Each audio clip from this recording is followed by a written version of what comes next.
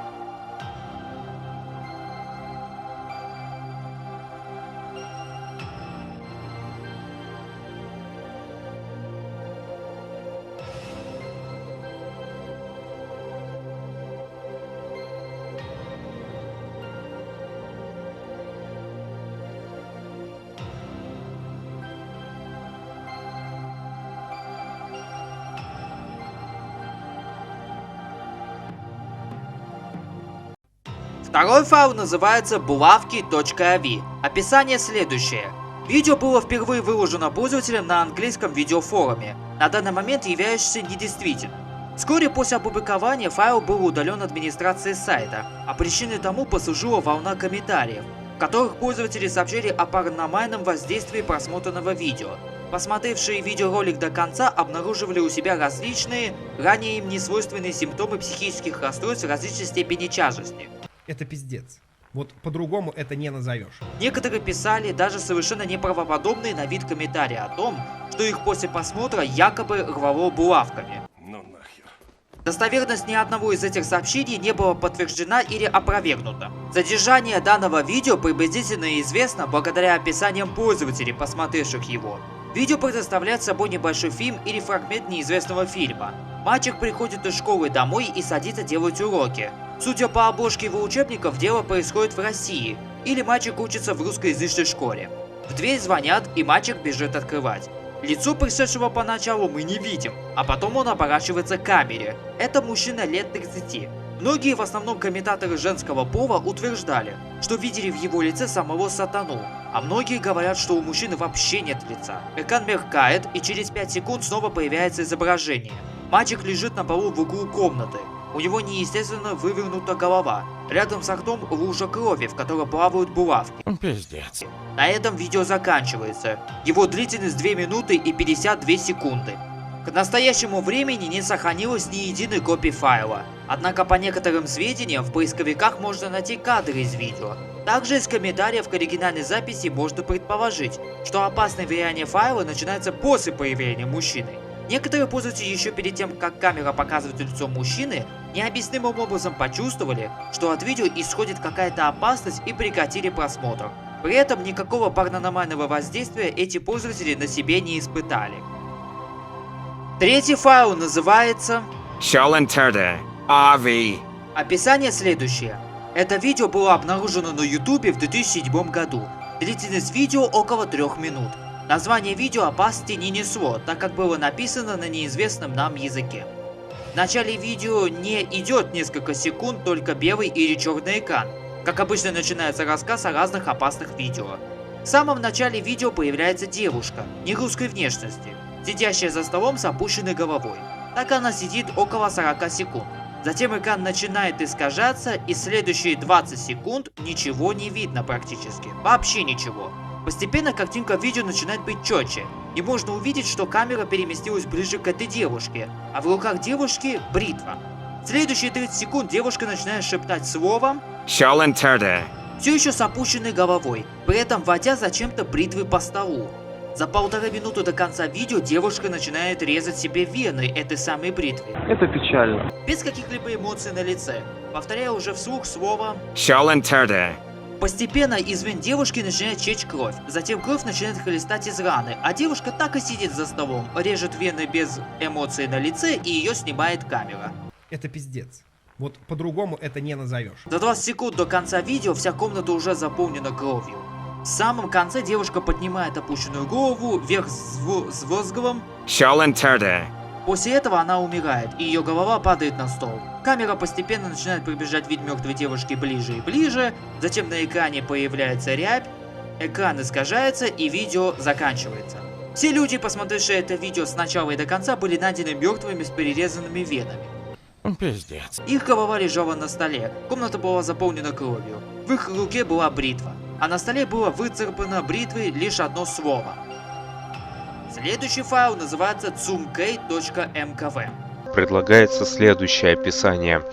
В 1999 году в городе Пекин, Китай, несколько подростков на заброшенной больнице на крыше в ящике нашли странную флешку, на которой было написано Tsumkey.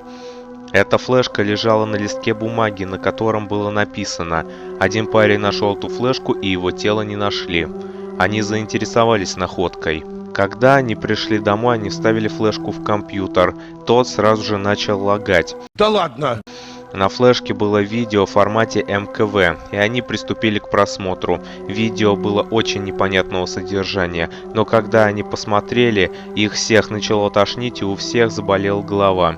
Ну нахер. На следующий день их обнаружили мертвыми на той же самой заброшке, где они лазали. Странно то, что в кармане у одного из умерших была записка с надписью «Уничтожьте Цун Кэй».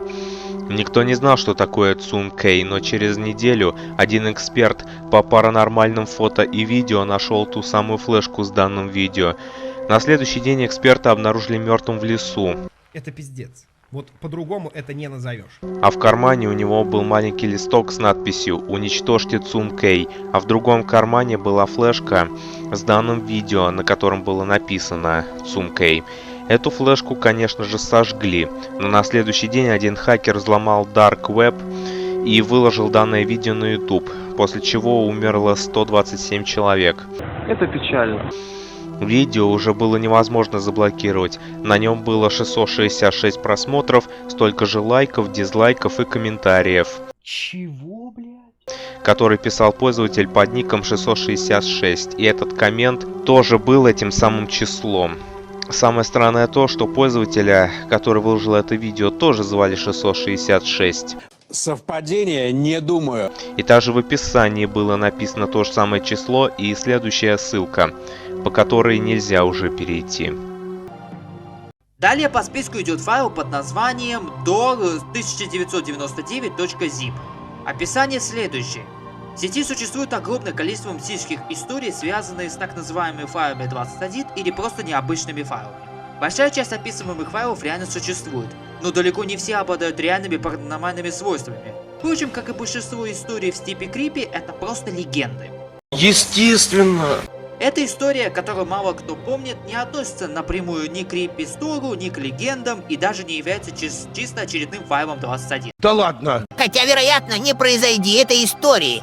Возможно, что и не появилось столько грубых исследователей загадочных файлов. Все началось давно с файла door1999.zip, файла, который представляет из себя маленький архив .zip размером 1 килобайт, в который вложено еще 9 архивов, один в другой словно матрешка. Архивы эти пронумерированы от 9 до 0 и имеют имя door, в переводе с английского дверь.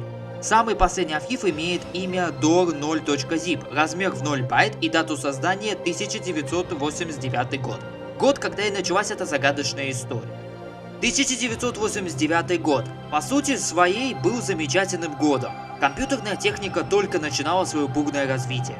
Изи. Персональные компьютеры были небольшими, страшненькими и зачастую были не умнее современных калькуляторов. Тогда не было никаких красивых окошечек или кнопочек, только черный экран и белые символы команд MS-DOS. В 1989 году появился ныне популярный формат архива .zip, в котором трое молодых парней, студентов технического колледжа, Штаты и точное наименование учебного заведения неизвестны. создали первый из 10 архивов door0.zip. Как известно, этот архив имеет нулевой размер, но в этом повинна не программная ошибка и не технический сбой. Из собранных архивных фактов, трое студентов американского технического колледжа Их имена точно не удалось установить, но инициалы одного из них были Фредерик С. занимались в своей частной лаборатории, скорее всего находящейся в доме одного из них, исследованиями телепортации информации. На самом деле точно неизвестно, какие именно исследования и эксперименты они проводили. Судя по обнаруженным в начале 2000-х годов в сети записям Freddy's S, они пытались создать технологию мгновенной, вне зависимости от объема, передачи информации в форме файлов или потоков данных. До этого они применяли не только технологию, но и магию. Судя по словам этого Freddy's S, они использовали древние шумерские тексты. По сути, они хотели совместить современные информационные технологии и древние заклинания. Интересно. Несмотря на все безумие, идеи, по словам Фреддика, они одержали победу в своих изысках. И в конце 1988 года им удалось мгновенно передать файл размером 666 килобайт, текст по шумерской магии, на расстояние 15 метров без использования проводов и радиосвязи. Wi-Fi и тому подобного в те времена еще не существовало. Но с файлом что-то произошло, и он перестал читаться на том носителе, на который его телепортировали. Также его имя состояло из запрещенных файловой системы символов. Через некоторое время один из участников проекта, соратник Фредерика, в начале 1989 года решил скопировать полученный файл на новый компьютер для исследования и сжал его в архив .zip. Однако файл получил нулевой размер и странную дату. 1 января 1989 года. Исходный файл исчез. Не понимая, что произошло, этот человек решил открыть полученный архив. По словам Фреддика, как только он это сделал, произошло что-то странное. Все часы, и на компьютерах, и ручные, сошли с ума. Неожиданно день сменился полночью, и наступила кромешная тьма. Монитор компьютера, на котором был открыт архив, начал светиться неистовой силой. Свет был настолько мощным, что парням пришлось зажать глаза руками. На ощупь Фреддик добрался до рубильника и дернул его. Но свет не погас. По его словам, в помещении, где они находились, стало невыносимо жарко, а все тело горело как от радиации. О, тут уже есть отсылка на файл, который я обозревал в одном из предыдущих выпусков данной рубрики. В какой-то момент Фреддик выпрыгнул в окно и сразу же после этого свет потух. Ну нахер. Когда он открыл глаза, на улице снова был день. Из лаборатории валил дым. Когда Фреддик вбежал туда, чтобы помочь своему товарищу, то увидел лишь лежащий посередине комнаты обгубленный труп. Чуть позже некто в сети якобы продемонстрировал полицейский отчет о происшествии. В нем не содержалось ничего подозрительного, человек погиб во время пожара. Скорее всего, Фреддик и третий участник не стали испытывать судьбу и просто выдали все за простой пожар. Точно неизвестно, как развивались события далее. Но оставшиеся двое студентов забросили свои эксперименты. Все лабораторное оборудование сгорело, однако осталась дискета с файлом door0.zip. Ее забрал себе Фреддик. Через год он решил проверить страшное содержание дискеты, но к своему удивлению обнаружил, что архив сменил имя и размер. Теперь это был файл door1.zip, в котором находился первоначальный файл. По его же словам, он после того, как попытался открыть архив door0.zip, с ним стали происходить странные вещи. Он стал видеть жутких тварей. Галлюцинации? Часы и техника вокруг него постоянно сболела и ломалась. Сильное заявление. Пару раз он видел умерших друзей. Через некоторое время стал всерьез утверждать, что он был на первом концерте Элвиса Пресли. Это 1956 год, когда Фреддик еще не родился. Гениально. Далее из фактов. Примерно в 1991 году он был помещен в психиатрическую больницу. В сети удалось найти подтверждение от психиатра в том, что к нему в 1991 году в отделение поступил молодой человек, рассказавший похожую историю про этот файл. Сам психиатр пожелал остаться неназванным. В историю он не поверил и считал его просто сумасшедшим. Примечательно, что он с собой постоянно носил дискету. Однако в начале 1992 года пациент Фреддик С. загадочно исчез из своей запертой палаты. Дискета также исчезла вместе с ним. Чего, блядь? К расследованию ничего не дало. В 1998 году в той самой палате, где несколько лет содержался Фреддик С., появился некий старик, столь загадочным же образом проникший в запертую палату с другим неназванным сумасшедшим. Старик утверждал, что он и есть Фреддик С., хотя на вид ему было лет 80. Но это не точно. Доктору он передал в доказательство дискету, однако психиатр, дабы самому не сойти за сумасшедшего, занял столь фантастическое появление умышленного старика. Через пару суток пришелец скончался от сердечной недостаточности. Ну нахер. Дискета так и осталась у доктора.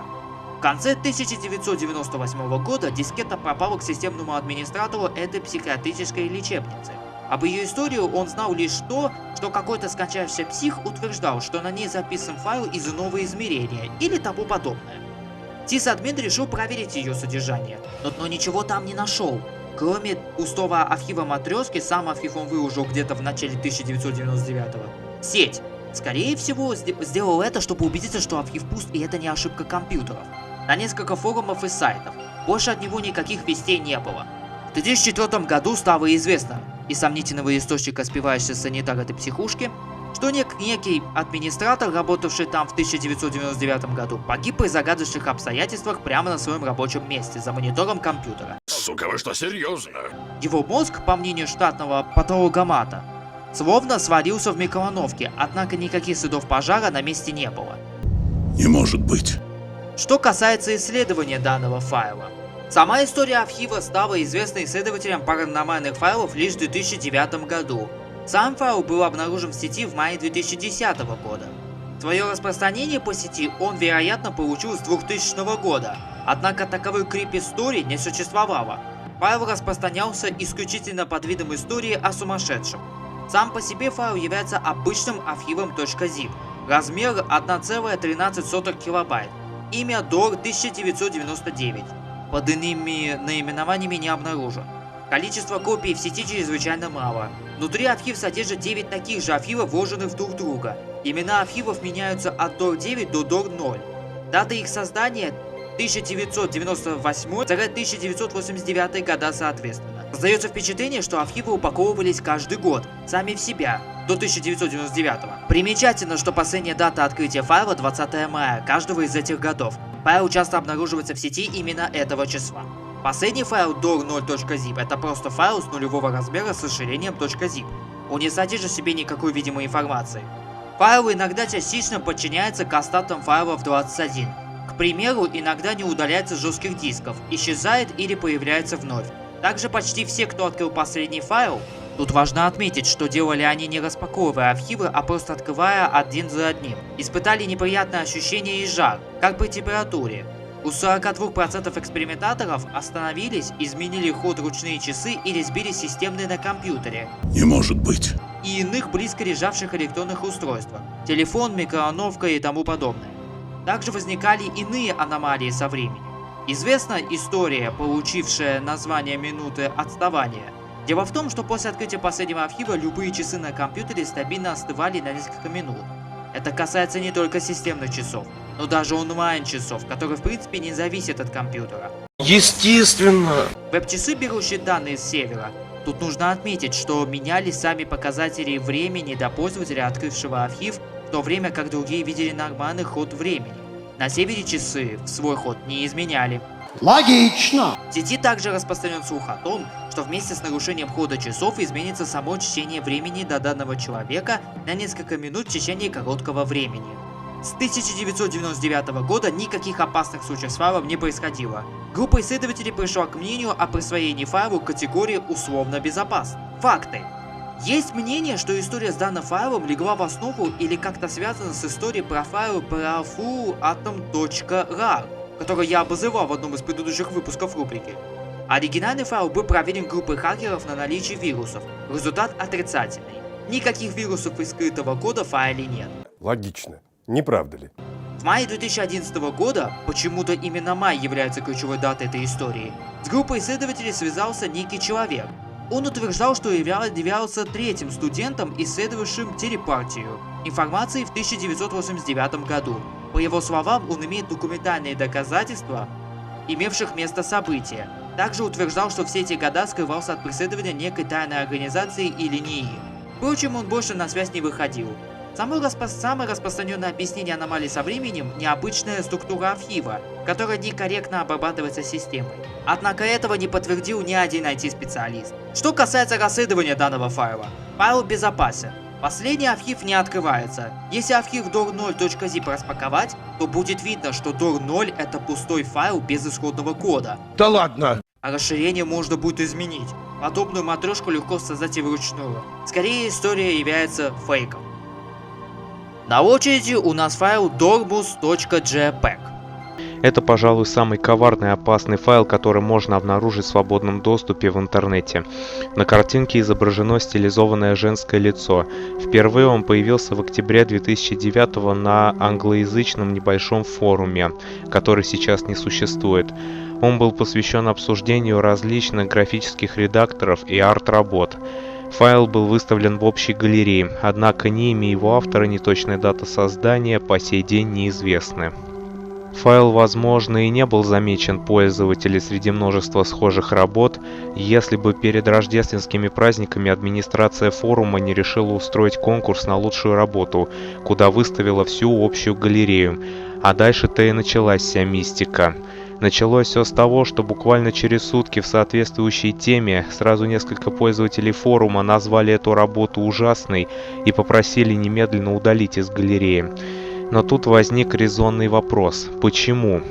Эти люди просто просили посмотреть на изображение в течение 30-40 секунд. И вот после этого началась самая настоящая катастрофа. Многие пользователи последовали совету этих первооткрывателей загадочного эффекта файла и также познакомились с ним непосредственно. Все дело в том, что если сосредоточенно смотреть на изображение в течение указанных 30-40 секунд, то многие зрители впадают в легкую форму гипноза и начинают видеть зрительные иллюзии, заключающиеся в появлении легкой мимики на лице изображенной девушки. Затем их пронизывает чувство беспочвенного беспокойства, одновременно с легкой или средней по силе тошнотой. Затем большинство подвергшихся воздействию людей начинают слышать у себя в голове тихий и спокойный женский голос, обладающий низким тембром и говорящий на чистом, родном для зрителей языке. Но это не точно. Девушка обычно сообщает некий и самый постыдный или преступный факт из прошлой жизни человека или имевший место в действительности, но тщательно скрываемый или не существовавший, но человек в этом состоянии начинает верить в его полностью. После этого у зрителя возникает страшное чувство вины и стыда, которое может привести к различной реакции. Под действием этого изображения многие пользователи сознавались в преступлениях, на самом деле не имевших места быть, прятались, впадали в отчаяние, а также были случаи суицида. После того, как контакт с изображением был завершен, то человек испытывал последствия после него еще в течение 24 часов с постепенным ослабеванием эффекта. После истечения этого срока человек полностью приходил в себя, четко осознавая, что не совершал преступления или переставал испытывать стыд за той или иной поступок. Но часто было поздно. В итоге долгие разбирательства с близкими, друзьями, работодателями, а в некоторых случаях и с полицией. Файл продолжает гулять по сети, хотя уже с меньшей интенсивностью. Итак, время разоблачений. Дело в том, что картинка существует, а это уже намекает на то, что история может быть не фейком. Найти админа сайта, где впервые появился данный файл, не удалось ровным счетом, как и очевидцев. Отчего найти истоки данного файла очень сложно. И если взять воздействие данного файла, он не опасен. Раз. Два. Он даже не пугает, как будто бы стандартная картинка. Откуда я это узнал? Я залил эту картинку на один форум социальной инженерии, и когда я читал комментарии, люди сказали, что картинка никак не пугает, что вполне странно. Никто из этих ребят даже не услышал никакой голос. Эта картинка, как и 99 стори, фейк. Описание. На фото представлена нарисованная женщина с довольно злым лицом. Само лицо у нее монохромное. Хотя глаза очень хорошо прорисованные, они всегда направлены на вас, несмотря под каким углом будете смотреть. Факт рассылки все же есть, но картинка из себя ничего не представляет. Очередной файл у нас это elevator.mkv. Данный ролик имеет следующее описание. В 2014 году пользователь выложил в социальную сеть ВКонтакте необычное видео под названием Elevator MKV. Через несколько дней он выложил его на YouTube, Рутуб, Яндекс.Видео, Facebook и Twitter. Затем появилась информация о том, что 27 человек покончили жизнь самоубийством якобы из-за этого видео. Ну да. Жертвы заходили в лифт, нажимали на кнопку «Стоп» и резали себя ножом. Перед суицидом они оставляли завещание, где они говорили о том, что видео изменило их жизнь, и таинственный голос заставляет покончить с собой. Автор удалил его отовсюду, копии файла не сохранились, видео не было найдено. Содержание ролика следующее. Оператор едет в лифте с 9-го этажа на 1-й, а затем отправляет лифт на 9-й. Звуки и картинка видео были искажены, оригинал не был найден, однако есть продолжение данной истории. В 2016 году в социальной сети ВКонтакте было найдено видео под названием Elevator MKV. Пользователем, загрузившим видео, был другой человек. Он утверждает, что его видео является подделкой, монтажом и ремейком оригинального видео. Некоторые ему не верили, и они боялись смотреть данный ролик. Однако информации о новых самоубийствах не было. Одно сообщество ВКонтакте, посвященное файлам смерти, решило провести расследование насчет фейкового видео. Результат был таков. Ролик оказался фейком и ремейком оригинала, из-за которого люди резали себя в лифте. Видео, которое представлено вам, является полным фейком и монтажом. Можно увидеть следы монтажа. Ролик абсолютно безопасный. Оригинал, к счастью, не был найден, так что не волнуйтесь. Смотрите, если не жаль драгоценного времени. Далее мы рассмотрим файл под названием Гамбургер Леди. Описание следующее. Гамбургер Леди – это видеоролик, загруженный на YouTube, повествующий об истории женщины, которая пострадала в пожаре. Видеоролик длится 2 минуты 31 секунду. Видеоряд предоставляет собой слайд-шоу с наложенным эффектом старой пленки. На картинках из ролика можно различить больничные коридоры и палаты. На протяжении всего видеоролика сильно обработанный и искаженный голос повествует историю о некой гамбургерной леди, которая, по всей видимости, пострадала в пожаре, получив сильнейшие ожоги. Краткий пересказ текста. С леди Гамбургер дела совсем плохи. Ее тело обгорело до самой талии, уши и ресницы сгорели. Ее жизнь поддерживается капельницами и катетерами. Она испытывает невыносимую физическую и душевную боль. По поводу расследования данного файла. Текст, который засчитывает голос из видео, письмо Элла Кармерена, врача, к которому в больницу попала женщина с сильнейшими ожогами. Сотрудники назвали эту женщину леди Гамбургер из-за того, что ее кожа напоминала мясо, из которого делают котлеты до гамбургеров. Да ладно! Ниже приложено содержание письма. Дело с леди Гамбургер обстоят гораздо хуже. В частности, из-за нехватки квалифицированных специалистов, к примеру. Специалистов, которые смогли бы работать с ней и осуществлять искусственное кормление. Мы со Скрилус Лауритсон меняемся каждую ночь, чтобы быть с ней. И если ты положишь 250-фунтовый мясной рулет в духовку, затем сожжешь его, затем положишь в горшочек, поставишь его на инвалидное кресло, чтобы он еще и приветствовал тебя каждый раз в 11 вечера, ты сможешь понять, что происходит с нами последние 2 недели. Стоит сказать, это даже хуже, чем видимые мной последствия напалма. И если кто-нибудь скажет тебе, что существует предел боли, который способен вынести человек, пожалуйста, попроси его написать мне. По сути дела, эта девушка спала всего по 35 минут с тех пор, как она была доставлена к нам. Это было более 2 недель назад, и благодаря заслугам медицины ее конец пока еще не близок. Она полностью обгорела, начиная от талии. Уши, нос и так далее. Нижняя часть не пострадала. Думаю, из-за этого она все еще жива.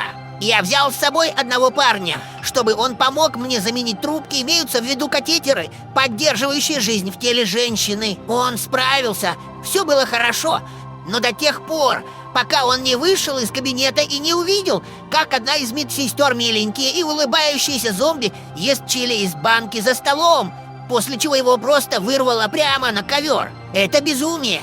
Вот что это такое, Лакерман. Орегон, США, 1978.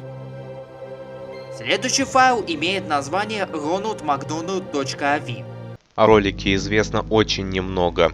В 2011 году на YouTube выложили ролик под названием Ronald McDonald AV.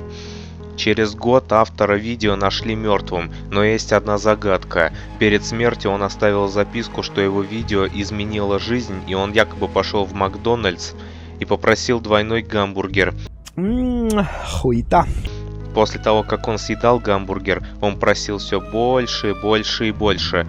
Но в итоге его нашли мертвым, труп был искусан, будто его кто-то сам ел. Нихуя не понял. Ну, очень интересно. В 2015-м этот файл смерти превышал 5000 просмотров, Сильное заявление. а число жертв было 271 человек. И вот в 2016-м это видео было удалено администрацией Ютуба, якобы количество жертв превышало 415 человек. После этого случая в 2016 году нашли перезалив видео, но автор уже был другой. Хочется сказать, что это смертельный файл по шкале опасности 10 из 10. И последний на сегодня файл smashdead.avi. Согласно описанию, в 2012 году на YouTube было опубликовано видео под названием smashdead.avi. От этого видео скончалось 3 человека за экраном монитора, Это пиздец. Вот по-другому это не назовешь. а автор данного видео повесился в своей квартире, а на мониторе было это самое видео.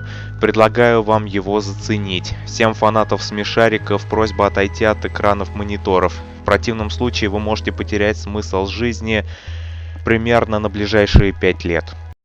Это, конечно, неправда.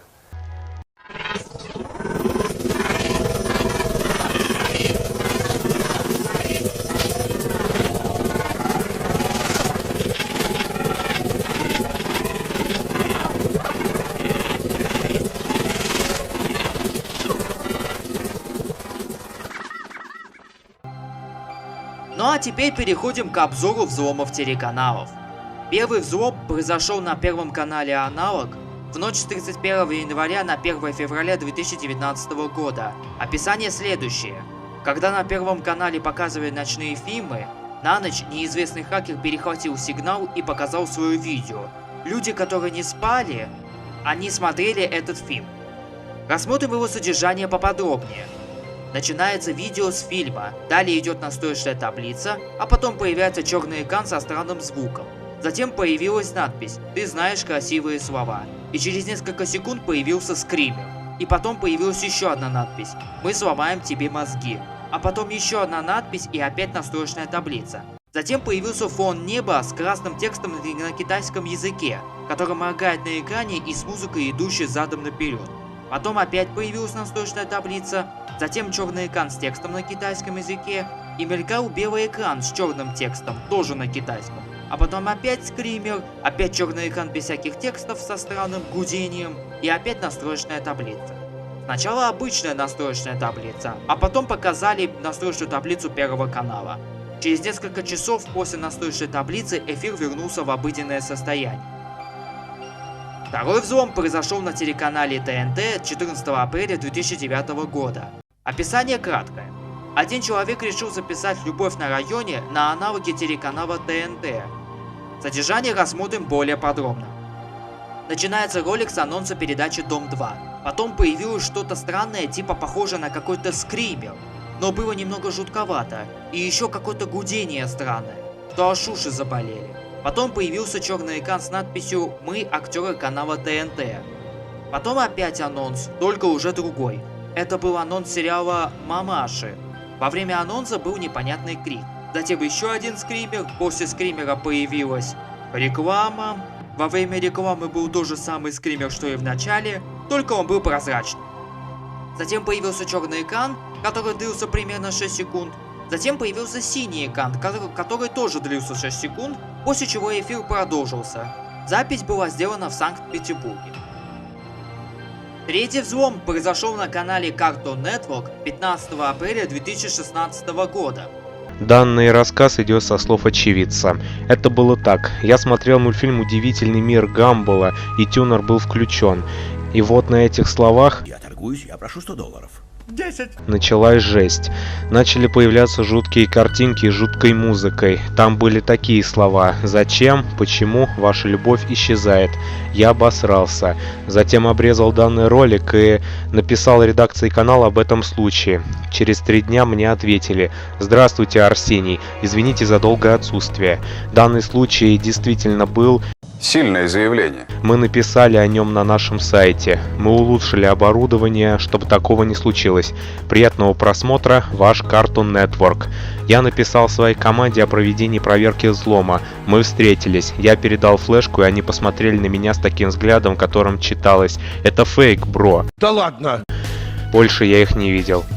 Единственное, мне пришла смс-ка со следующим текстом: «Арсений, мы провели расследование и со страхом говорим, что это правда, и диск проклят. Музыка во взломе, музыка из заставки Гамбола, только задом наперед. Мы слышим эту музыку у себя в голове и сходим с ума. Помоги, пожалуйста. Приезжай по адресу...» Ну вы поняли, не буду его палить. «И помоги нам, твоя команда». Я, мягко сказать, охуел. Я быстро побежал туда, но было уже поздно. В данный момент они в больнице, а диск пропал без вести. Хорошо, что на компьютере сохранился этот ролик. Ну вот вы увидели его прямо здесь. Следующий взлом произошел на телеканале Тиджи 19 июня 2017 года.